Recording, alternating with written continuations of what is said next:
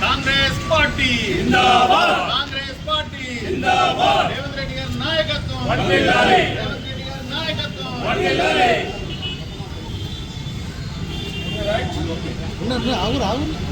High high Congress, జై జై Congress, high high Congress, జై నాయకత్వం వర్ధిల్లాలి, లక్ష్మణన్న నాయకత్వం వర్ధిల్లాలి, లక్ష్మణన్న నాయకత్వం వర్ధిల్లాలి. హై హై కాంగ్రెస్, జై జై కాంగ్రెస్, ఎంత నాయకత్వం వర్ధిల్లాలి, లక్ష్మణ నాయకత్వం వర్ధిల్లాలి, గంగన నాయకత్వం వర్ధిల్లాలి, గంగన నాయకత్వం వర్ధిల్లాలి, గంగన నాయకత్వం వర్ధిల్లాలి, గంగన నాయకత్వం వర్ధిల్లాలి. కాంగ్రెస్ పార్టీ జిందాబాద్, కాంగ్రెస్ పార్టీ జిందాబాద్. రోజు గౌరవ రాష్ట్ర ముఖ్యమంత్రి అయినటువంటి రేవంత్ రెడ్డి గారి అపాయింట్మెంట్ తోటి మరి జగిత్యాల నియోజకవర్గంలో ఉన్నటువంటి పరిస్థితులను వారికి తెలియజేయడానికి కోసం అపాయింట్మెంట్ తీసుకోవడం జరిగింది. కానీ కొన్ని అనివార్య కారణాలతోటి అది రేపు ఉదయానికి మార్చబడింది. అయితే ఈ అపాయింట్మెంట్ కోరడానికి ముఖ్య ఉద్దేశం ఏమనంటే గౌరవ డీసీసీ అధ్యక్షులు గారు మరి జగిత్యాలకు నియోజకవర్గానికి సంబంధించి మరి మన అందరికీ తెలుసు 20వ తారీఖు నాడు గౌరవ పెద్దలు అన్న జీవనన్న గారు పార్టీ మారుతున్న క్రమంలో జగిత్యాల కాంగ్రెస్ అనేది ఖాళీ అవుతుందని ఒక ప్రాపకాండ సృష్టించిన క్రమంలో పాత కాంగ్రెస్ అనేది 60 నుంచి 70% చేయడం జరిగింది. అయితే ఈ ప్రోగ్రాం యథావిధిగా రేపు ఉదయం ఉండనుంది. ప్రస్తుతానికి 2 బస్సులు ఆర్టీసీ నుంచి బుక్ చేసుకున్నాం.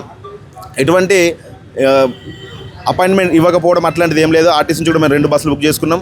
రేపు అదనంగా ఇంకొక బస్సు బుక్ చేసుకొని 120 నుంచి 130 మంది మరి హైదరాబాద్ పోయి ముఖ్యమంత్రి గారితో నిజంగానే భరోసా తీసుకొని పాత కాంగ్రెస్కి వారు భరోసా ఇస్తున్నారు.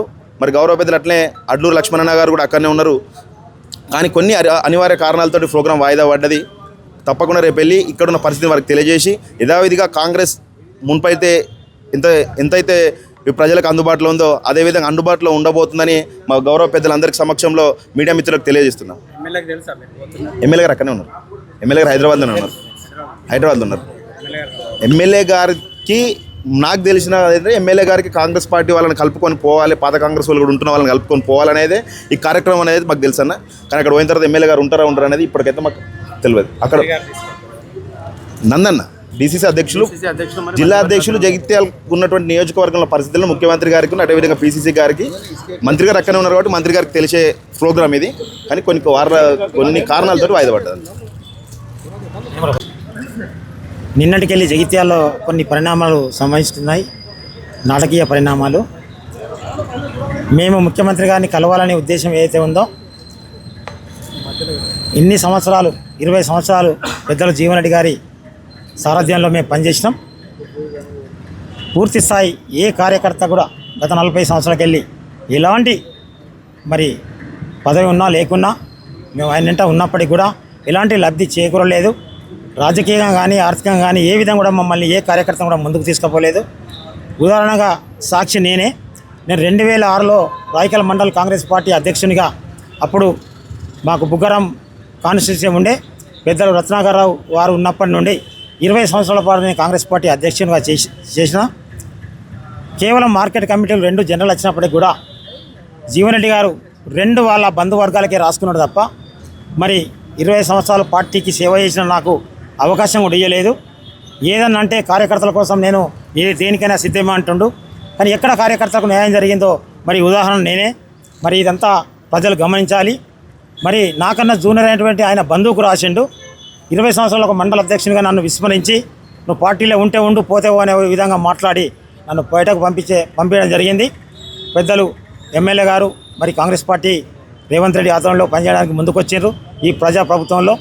మరి వారి ద్వారా నేను వారికి వెల్కమ్ చెప్పి వారిని మా పార్టీలకు ఆహ్వానించి మరి వారు ఎమ్మడ నడుస్తుంటే నన్ను కంప్లీట్ దూరం పెట్టి ఇవాళ వాళ్ళ కుల వర్గానికి బంధువర్గానికి పెద్దపీట వేసి మరి వేరే ఏ కులాలను కూడా ఏదైనా లేకుండా చేసిన ఈ వ్యక్తి ఇవాళ కార్యకర్తల కోసం నేను సాక్రిఫైస్ చేస్తున్నానని మాట్లాడుతాడు. కానీ కాదు, ఏనాడు కూడా ఏ వ్యక్తిని కూడా ఒక జడ్పీటీసీ స్థాయి కూడా ఎదునయ్యలేదు. నువ్వు 15 సార్లు బీఫామ్ ఇచ్చింది నా కెపాసిటీని బట్టి ఇచ్చింది అంటున్నావు. వాస్తవానికి ఏదైతే ఉందో ఏ వ్యక్తి కూడా ఎమ్మెల్యే క్యాండిడేట్కు అర్హత లేకుండా చేసినావు.